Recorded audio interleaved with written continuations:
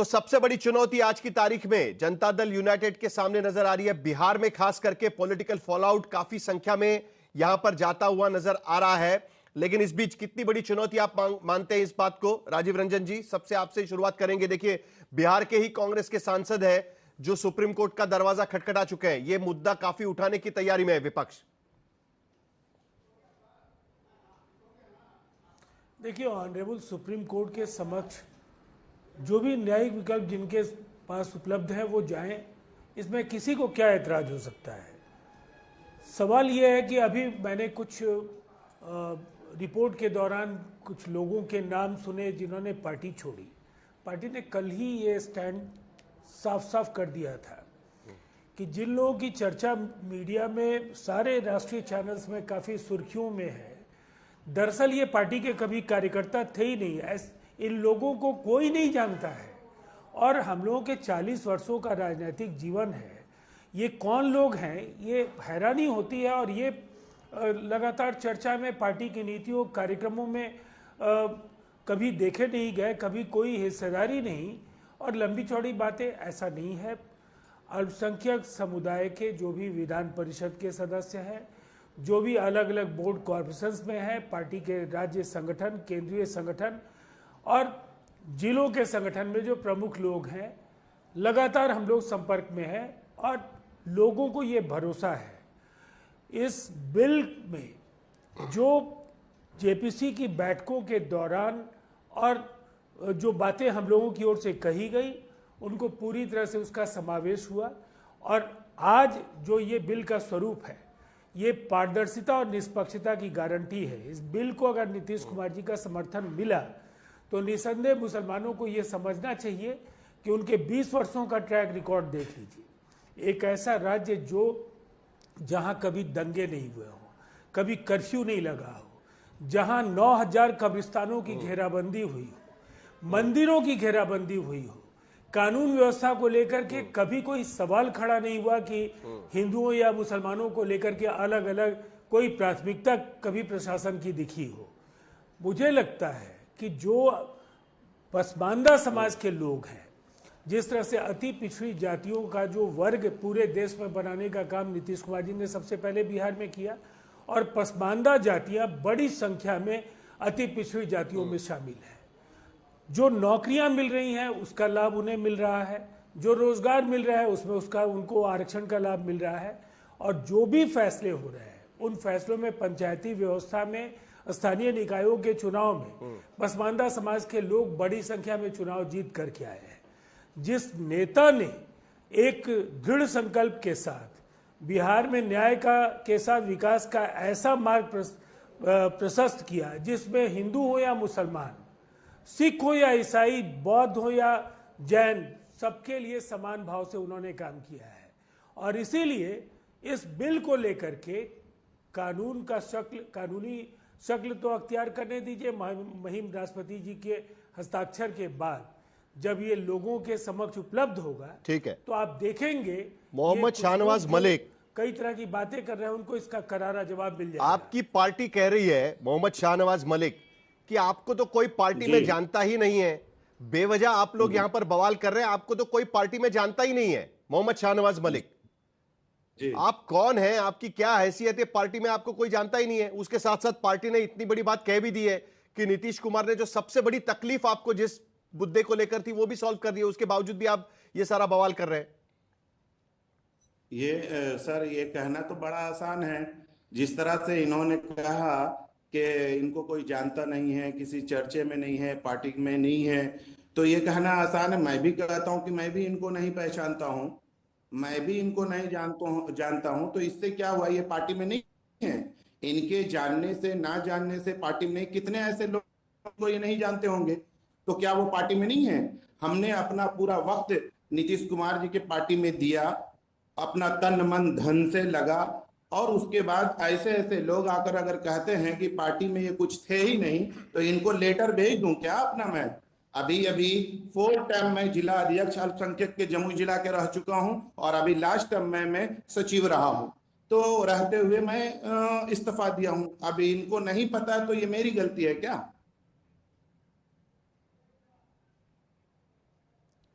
नहीं, लेकिन आपकी कोई हैसियत ही सबसे नहीं पहले तो है। इस बेवजह बहस को यहां आप पर किस मामला दिशा खड़ा में- करने के लिए आप लोग यहां पर इकट्ठा हो रहे हैं। तो इनकी अपनी हैसियत, हमारी हैसियत नहीं है, वो इनसे मुझे जानने की जरूरत है क्या? हमारी हैसियत, आए जमुई जिला आए, उनको पता चलेगा क्या हैसियत है हमारी। हमारी हैसियत क्या है, जमुई जिला आए, और जो लोग आए हैं, जितने मंत्री यहाँ आए हैं, अल्हम्दुलिल्लाह सब लोग से अच्छा ताल्लुकात है, सब लोग बाय नेम जानते हैं, और सभी के साथ मेरा मीटिंग हो चुका है और मुलाकात भी है। और बहुत सारा ऐसा प्रोग्राम है जो हम लोगों ने खुद अपने फंड से ही कराया पार्टी के लिए, और अपने समाज के लोगों को जागरूक किया है। इतना मेहनत के बाद अगर ऐसे लोग आकर कहते हैं कि पार्टी के कुछ थे ही नहीं, तो मैं भी इनकार करता हूं कि ये भी पार्टी के कुछ नहीं है हमारी नजरों में। बैठिए, बैठिए आप जी। राजीव रंजन जी, आप अगर जवाब देना चाहे तो आप मेरा आप अगर जवाब उनको कुछ लेंगे समझाना क्या? चाहे। नहीं, जी, मैं बोलिए, उन्हें बोलिए राजीव क्यों रंजन। समझाऊंगा, वो ज्यादा समझदार दिखते हैं। लेकिन मुझे लगता है ये डिबेट का फॉर्मेट अन्यथा नहीं लीजिएगा साहिल जोशी जी। पार्टी की आधिकारिक प्रतिक्रियाएं आपको मिल चुकी हैं, और आप सामने में कोई भी व्यक्ति आकर के और कुछ भी सवाल खड़े करेगा, ये अलग अलग पॉलिटिकल पार्टीज के नुमाइंदों को आपको बुलाना है ना, कि ऐसा थोड़ी है कि आप मुझसे क्रॉस एग्जामिनेशन कराने के लिए, जिनको पार्टी ने स्वीकार ही नहीं किया है कि वो पार्टी के साथ है, उनसे आप सवाल हम मुझसे पूछवा रहे हैं। देखिए, पार्टी ने जो कहा है, पार्टी देखिए, के 5 बड़े नेताओं में, पार्टी के मजबूत संगठन, देखिए बोलिए, मैं जो बोलिए। कह रहा हूं, जो पार्टी के संगठन करता है, जो पार्टी के बड़े नेता हैं, उन नेताओं में आपको किसी के असहमति के सुर भी तब तक ही होंगे जब तक कि इस बिल का जब प्रारूप सार्वजनिक अवलोकन के लिए कानून जब ये बन जाएगा और लोगों को देखने के लिए वो उपलब्ध हो जाएगी, उसके बाद आप राय पूछेंगे। तो नीतीश कुमार जी जिस बिल के साथ हैं, उस बिल में मुसलमानों के खिलाफ कुछ नहीं हो सकता है, ये नाम इस बात की गारंटी है। इसीलिए गुमराह होने वाले लोगों को मैं बस इतना ही कहना चाहूंगा कि वो गुमराह नहीं हो। ये कानून बनेगा और उसके बाद वो देखें, और उसके बाद वो फैसला करें कि जो जेपीसी की बैठकों में जनता दल यूनाइटेड की ओर से जिन सुझावों को लागू किया गया कि रेट्रोस्पेक्टिव इफेक्ट से, भूतलक्षी प्रभाव से ये फैसले लागू नहीं होंगे, किसी भी इमामबाड़े, मस्जिद या दरगाह की इमारत को किसी तरीके का नुकसान नहीं होगा। जो भी लैंड से जुड़े मसले हैं उसमें लैंड स्टेट सब्जेक्ट है, स्टेट की भूमिका सर्वोपरि होगी। और मैं समझता हूं इन बिंदुओं के आसपास जो लोगों को समझना है वो समझ जाएंगे। भ्रष्टाचार, बेईमानी और लूट जल्दी से मोहम्मद शाहनवाज लेकर मलिक, के जो पार्टी ने पारदर्शिता को फैसला ले लेकर लिया के है, ये फैसला नीतीश है। कुमार इस मुस्लिम फैसले समुदाय के को खिलाफ लेकर- कोई फैसला नहीं कर सकते। और 3 मुद्दे जिनको लेकर आपको तकलीफ थी, उन मुद्दों को जिस तरीके से जेपीसी में आरजेडी की तरफ से जो जेडीयू की तरफ से जो सुझाव दिए गए वो मान लिए गए, तो अब आपको दिक्कत की कोई जरूरत नहीं है। जल्दी से आपका जवाब चाहेंगे, उसके बाद बाकी लोगों के पास जाएंगे। मोहम्मद शाहनवाज मलिक जी, मेरा ये कहना है सर कि ये आखिर ये जरूरत क्यों आ गई तसल्ली देने की, इमामबाड़ों की, कब्रिस्तान की और मस्जिदों की? इसकी जरूरत क्या थी? क्या जरूरत पड़ गई? क्या अर्जेंट हो गई? सारा काम बेहतरीन से चल रहा है, सारा संविधान के मुताबिक चल रहा है, फिर ये नए नए हथकंडे जो काला कानून लाया जा रहा है भाजपा के माध्यम से, उसमें समर्थन देना कितना अर्जेंट था कि रात के 1:30-2 बजे ही इसको एकदम खत्म ही कर देना, पासी यहाँ से लोकसभा से कर देना? क्या मतलब है? हम लोग कहीं भागे जा रहे थे, या मदरसा या मस्जिद या इमामबाड़ा कहीं भागा जा प्रदीप भंडारी, जल्दी से आपकी प्रतिक्रिया चाहेंगे। 2 याचिकाएं दाखिल हो चुकी है, दोनों याचिकाओं में सवाल उठाया गया है कि अनकॉन्स्टिट्यूशनल है, और इसी को लेकर अब आगे की लड़ाई चलेगी। लेकिन अब राजनीतिक लड़ाई कहीं ना कहीं बिहार में भी होते हुए नजर आ रही है। जेडीयू को कहीं ना कहीं कॉर्नर करने की कोशिश चल रही है कांग्रेस और आरजेडी की तरफ से। प्रदीप साहिल भंडारी जी, बिहार की जनता आने वाले चुनाव के अंदर इन सबको सबक सिखाएगी और एनडीए पूर्ण बहुमत के साथ आएगी। पर वक्फ अमेंडमेंट बोर्ड कोई चुनाव के रूप में नहीं देखना चाहिए इस बिल को। ये बिल जो है वो रिफॉर्म का बिल है, और जो आज इसका विरोध कर रहे हैं ये वही लोग हैं जो शाबानों के समय में एक मुस्लिम महिला जिसको सिर्फ और सिर्फ 179 रुपीस का मेंटेनेंस पर महीने चाहिए था, पर राजीव गांधी की सरकार ने तुष्टीकरण के नाम पे शाबानों के साथ में वो नहीं खड़ी हुई थी और तुष्टीकरण करने वाले मौलानाओं के साथ में खड़ी हुई थी। और आज देश याद रख रहा है कि कैसे तुष्टीकरण के नाम पे मुस्लिम महिलाओं का अपमान कांग्रेस पार्टी की सरकार ने करा था। 400 सीट आई थी राजीव गांधी के, इसके बावजूद इनफैक्ट उस वक्त आरिफ मोहम्मद खान ने यह तक कह दिया था कि राजीव गांधी की सरकार ने all India Muslim personal law board के बाद सामने अपने आप को सरेंडर कर दिया है, गरीब मुसलमान और महिलाओं को अपमानित करा है और उनके साथ विश्वासघात किया है। यह प्रधानमंत्री नरेंद्र मोदी जी की सरकार है, यह गरीब मुसलमान क्रिश्चियंस के साथ खड़ी है। दूसरी बात साहिल जी, बड़ी बात कहूंगा, कांग्रेस पार्टी की सांसद है प्रियंका वाड्रा, केरला से आती हैं, राहुल गांधी केरला से सांसद रह चुके हैं।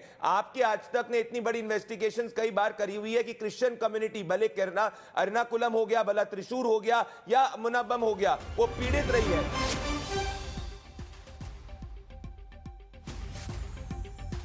चलिए, लेकिन इस वक्त आपके जो बाकी सहयोगी दल है उनमें किस तरीके से होड़ मची हुई है वो आपको दिखा देते हैं। जरा एक मिनट, एक छोटी सी ब्रेकिंग आपको बता दें। वक्फ बिल के समर्थन को लेकर आरएलडी में भी नाराजगी हो चुकी है। आरएलडी के प्रदेश महासचिव शहजेब रिजवी का इस्तीफा हो चुका है। जयंत चौधरी ने वक्फ बिल का समर्थन किया था, झोली भरकर वोट दिया, उन्होंने साथ नहीं दिया। रिजवी कह रहे हैं यहां पर, प्रदीप भंडारी आपको तो तकलीफ नहीं होगी, आपका एजेंडा तो बड़ा क्लियर है, लेकिन जेडीयू, आरएलडी, टीडीपी, इनके नेता एक के बाद एक प्रतिक्रिया दे रहे हैं। आपके सहयोगी पार्टियों को ज्यादा तकलीफ हो रही है। साहिल जी, ये तो तभी पता और जेडीयू के एक और मुस्लिम नेता का इस्तीफा आ चुका है, राजीव रंजन जी। तबरेज हसन ने पार्टी से इस्तीफा दे दिया है। जेडीयू के कोई नेता है तबरेज हसन, उन्होंने इस्तीफा दिया है। प्रदीप भंडारी, मैं कह रहा हूं राजीव जी, इस्तीफा किसी को देना है नहीं देना है ये उनका अधिकार है। कई ऐसे नेता हैं जिन्होंने इस्तीफा दिया है, वो 4 पार्टियां बदल चुके हैं, और अगर इनको लगता है कि जनता इनके साथ में, तो ये इंडिपेंडेंट कैंडिडेट के रूप में चुनाव लड़ सकते हैं। चुनाव जब आएगा वो देखेंगे। पर अभी हम बात कर रहे हैं क्या ये बिल जो है वो कॉन्स्टिट्यूशनल है, क्या ये देश के गरीब मुसलमान और क्रिश्चियंस के पक्ष में ये है। कई जगह भोपाल हो गया, लखनऊ हो गया, दिल्ली हो गया, मुसलमानों ने पक्ष में भी समर्थन किया है, मुसलमानों ने कहा है कि आना चाहिए। इनफैक्ट मेरे पास 1954 की डिबेट के अंश हैं जिसके अंदर कांग्रेस पार्टी के जो उस वक्त के मिनिस्टर थे एच.जी. हाजी, वो कह रहे हैं कि 1954 में बात कर रहा हूं, 1954 में, कि वक्फ बोर्ड जो है वो मिसमैनेजमेंट और इनएफिशिएंसीज है और यहां पे वक्फ प्रॉपर्टीज पे इंक्रोचमेंट होता है और मुतावली जो है वो पैसा मुसलमान समाज की भलाई के लिए नहीं डाल रहे। अब 70 साल तक अगर कांग्रेस पार्टी इसका सही नहीं कर पाई, अगर हम कर रहे हैं कॉन्स्टिट्यूशन को इंप्लीमेंट करते हुए, तो दिक्कत हो रही है। और बाबा साहेब अंबेडकर को आप भूल गए, जब बाबा साहेब अंबेडकर ने कहा था अपनी ग्रामर ऑफ अनार्की स्पीच के अंदर कि अगर कॉन्स्टिट्यूशनल मेथड्स हैं तो अनकॉन्स्टिट्यूशनल मेथड्स अप्लाई करना, जस्टिफिकेशन करना गलत है। तो आज ये लोग बाबा साहेब अंबेडकर के संविधान का भी अपमान कर रहे हैं। तो आज देश निर्णय करेगा, संसद से पारित हो चुका है, आगे चुनाव जब आएंगे, अब बिहार के अंदर अगर एनडीए को ऐतिहासिक बहुमत आएगी, तो क्या आप मानेंगे कि जिन जिन लोगों ने इसका विरोध किया उनके पास जनता का समर्थन नहीं है? और अगर सुप्रीम कोर्ट इसको कॉन्स्टिट्यूशनल कहेगा तो क्या ये लोग गारंटी दे सकते हैं आलोक शर्मा मानना पड़ेगा के खिलाफ जाएंगे? इसके बावजूद अगर बिहार में आप हार जाते हैं नहीं, अगर तो क्या मान लेंगे? प्रदीप भंडारी सवाल पूछ रहे हैं जी। वही वो हार जाते हैं और आप जीत जाते हैं, तो वही बात बहुत है। सारी चीजों को आलोक भूल जी। जाना, दूसरे लोगों को कटघरे में खड़ा करने से सच्चाई नहीं छुप जाती। चाहे 1995 का हो, चाहे 2013 का हो, सुषमा स्वराज जी के वक्तव्य भी अगर सुन लेते और राजनाथ सिंह जी के वक्तव्य सुन लेते, तो मेरे भाई प्रदीप इतनी लंबी चौड़ी बात नहीं करते। हम तो कह रहे हैं कि हमने जो कानून बनाया था, आज जो कानून बना है वो कमजोर कानून बना है। हमने तो कहा था मिनिमम 2 महिलाएं होनी चाहिए, इन्होंने वो मिनिमम वर्ड हटा दिया। कब्जे के ऊपर 2 साल की रिगरस इम्प्रिजनमेंट थी, उसमें नॉन बेलेबल वारंट थे। आज इन्होंने वो रिगरस वर्ड हटा के उसको बेलेबल कर दिया। सेंटर रिव्यू कर सकता था, 10 साल में कभी तक कोई रिव्यू नहीं किया। खैर, इनका मकसद किसी भी रूप में मुसलमानों के लिए कोई हित की बात हो, या ट्रांसपेरेंसी हो, अकाउंटेबिलिटी हो, या एडमिनिस्ट्रेशन सुदृढ़ हो, इनका वो लक्ष्य ही नहीं था। इनका जो लक्ष्य था वो पूरा हो गया। इनका लक्ष्य था कि जिस तरह से शिवसेना के 2 फाड़ किए, जिस तरह से यहां पर हरियाणा के अंदर इनेलो के 2 फाड़ किए और खत्म कर दिया उनको, यही मकसद था कि इन्होंने जो तीर का निशान था जेडीयू का, उसी तीर को इस्तेमाल किया और ऐसा छोड़ा बीजेपी ने खटाक से कि 4 पार्टियां उड़ा दी इन्होंने रीजनल। जेडीयू के अंदर आप देख ही रहे हैं, यही तो बीजेपी का लक्ष्य था कि जेडीयू से तमाम लोग जवाब इस्तीफा दूंगा साहिल दें, जी। जेडीयू में बगावत हो। आज वो आरसीपी कहां है जो दूसरी चीज, चंद्रबाबू नायडू, आज चंद्रबाबू नायडू को भी उड़ा दिया। एलजेपी पासवान जी की पार्टी वो भी उड़ेगी अब। और इसी तरह से आज जयंत चौधरी के यहां से भी इस्तीफे आने शुरू हो गए। तो इन्होंने एक तीर से 4 निशाने किए, 4 पॉलिटिकल पार्टियों को खत्म कर दिया इन्होंने। नवीन पटनायक को अब समझ आई जब नवीन पटनायक बिल्कुल पूरी तरह से निपट गए। और अगला जो टारगेट है वो अकाली दल का है। पंजाब में अकाली दल के भी 2 चेहरे नजर आने लग गए हैं वहां। अकाली दल के 2 हिस्से करेंगे, एक हिस्से के साथ ये गठबंधन करेंगे बीजेपी वाले और दूसरे पे ठीकरा फोड़ेंगे। तो इनका वक्फ से या वक्फ प्रॉपर्टी से कोई लेना देना नहीं था। इनका सीधा सीधा काम ये था कि किस तरह से चारों रीजनल पार्टीज को खत्म किया जाए, और बीजेपी सफल हो गई। हाँ साहिल जी, यही राजनीतिक समझ है कांग्रेस पार्टी की, जिसके कारण प्रदीप राहुल भंडारी। गांधी 90 चुनाव हार चुके हैं। और यही राजनीतिक समझ है कांग्रेस पार्टी की, जिसके कारण वियतनाम में छुट्टी मनाने जाते हैं। और यही 90 राजनीतिक चुनाव समझ है राजीव कांग्रेस पार्टी राहुल जी की, के जिसके नेतृत्व में कारण कौन से महाराष्ट्र, हारे हरियाणा, हैं? दिल्ली के और अंदर राहुल इनकी गांधी जमानतें जी जब्त से हो ज्यादा गई तो हैं। मोदी जी हार और यही चुके हैं। राजनीतिक समझ है कांग्रेस पार्टी की कि इनके सब शीर्ष नेता छोड़ के भारतीय जनता पार्टी या दूसरी पार्टी के अंदर आए। तो आलोक जी, आपको ये मुबारक हो, पर आज पीड़ा की बात यह है चलिए, कि आप बिल के ऊपर एक शब्द नहीं बोल पाए, क्योंकि बिल नहीं पढ़ पाए आप। मैं आपको साहिल जी, आप व्हाट्सएप पे जरा इनको बिल भेज दीजिए, क्योंकि इनके नेता ने ना प्रियंका वाड्रा ने आप मुझे बहस में 4 हिस्सा लिया, चीजें बता ना दीजिए राहुल बिल गांधी में ने क्या बहस है में जो हिस्सा पहले लिया। नहीं था। तो और इनको तो ना नहीं, जरा मुसलमानों की मैं पड़ी है, दो- ना क्रिश्चियन की मैं- पड़ी है, तो इन्होंने बहस तो देखी नहीं संसद की, सो गए थे। एक- दो सवाल मुझे पूछने हैं, आलोक जी से भी पूछने हैं। पार्टी होती है तभी रात प्रदीप तक भंडारी। जगते हैं ये लोग। प्रदीप तो इनने बिल भंडारी। में संसद में नहीं प्रदीप देखा। भंडारी। और ये झूठ बोला। मुझे हमने जरा अनिवार्य आलोक जी किया से भी 2 2 सवाल महिलाओं को। पूछने पहले महिला हैं अनिवार्य और नहीं थी आपसे भी वक्फ एक बोर्ड सवाल पूछना है। में। प्रदीप भंडारी और आलोक शर्मा जी, साहिल दोनों जी, से मुझे एक एक सवाल पूछना है। पहला सवाल मैं आपसे ही पूछ लेता हूं प्रदीप भंडारी। देखिए, बाकी सारी चीजें छोड़ दीजिए, बिल पर तो डिबेट अभी हो चुकी, पार्लियामेंट में हो गई, लेकिन एक बात तो आप दिख ही रहे हैं ना कि अभी देखिए हमारा प्रोग्राम शुरू नहीं हुआ, अब आरएलडी की खबर आना शुरू हो गया, जनता दल यूनाइटेड से एक इस्तीफा आ गया, वहां पर टीडीपी के नेता उस पर बात करना शुरू कर दिया। तो कहीं ना कहीं दिक्कत आपको नहीं है, यह बिल पास कराने के लिए जिन सहयोगी दलों के वोटों की आपको पार्लियामेंट में जरूरत है, उनके लिए दिक्कत कहीं ना कहीं हो रही है, क्योंकि वो अपने आप को सेक्युलर कहते हैं और मुसलमानों के हितैषी भी कहते हैं। तो उनके लिए तो दिक्कत हो ही गई ना कहीं अपने लोगों को समझाने में। बस यही सवाल है। और उसके बाद मुझे आलोक जी से भी एक सवाल पूछना है, जल्दी से प्रदीप क्या भंडारी, साहिल जी, क्या गरीब मुसलमान जो चुपचाप बैठा हुआ है, सड़क पर नहीं आया है, उसके हित की बात होना मतलब वो सेक्युलर नहीं हो गया? मतलब हमेशा रेडिकल के साथ ही खड़े रहो, शाहीन बाग वालों के साथ खड़े रहो, वो इनका सेक्युलरिज्म। अगर ये सेक्युलरिज्म है तो इनको मुबारक हो, और इसीलिए विपक्ष में बैठे। और एक और साहिल जी, आप इतने सीनियर पत्रकार है, आपके हर राजनीतिक पंडित जो इज्जत करता है, आप भी जानते हैं कि जेडीयू को जो वोट मिलता है नीतीश कुमार जी की क्रेडिबिलिटी पे मिलता है। आप भी जानते हैं कि आरएलडी को जो वोट मिलता है वो जयंत जी की क्रेडिबिलिटी में मिलता है। तो मैं वापस से आपको कह रहा हूं, ये जब नेता जमीन पे उतरे, इंडिपेंडेंट कैंडिडेट्स के रूप में जाएं, तो दूध का दूध और पानी का पानी हो जाएगा। बिहार में पूर्ण बहुमत की एनडीए की सरकार बनेगी, मोदी जी और नीतीश जी की जो जोड़ी है वो वापस से इनको विपक्ष में बैठाएगी। फिर जाके मैं आलोक जी से बात करूंगा, तब जाके ईवीएम को मत ब्लेम करना, तब जाके चुनाव प्रणाली को मत ब्लेम करना, तब जरूर बोलना कि आप मौलानाओं के साथ खड़े थे, हम गरीब मुसलमानों के साथ खड़े, गरीब क्रिश्चियंस के साथ खड़े, गरीब वंचितों के साथ खड़े।